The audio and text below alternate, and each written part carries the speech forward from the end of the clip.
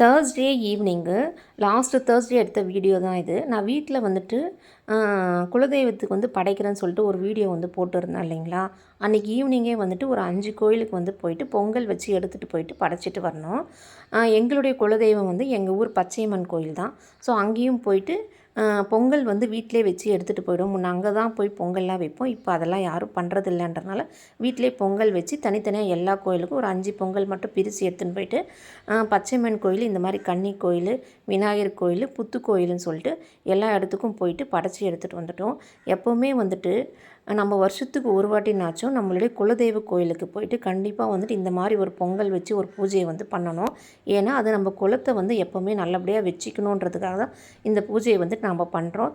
இது வெறும் குலதெய்வ கோயிலுக்கே நாங்கள் போனதில்லை, அந்த பூஜையே பண்ணதில்லைன்னா கண்டிப்பாக உங்கள் வீட்டில் பெரியவங்களோ இல்லை உங்களோட ஜென்ரேஷன் யாருனா இருப்பாங்க கேட்டு வந்து தெரிஞ்சு கண்டிப்பாக பண்ணுங்கள்.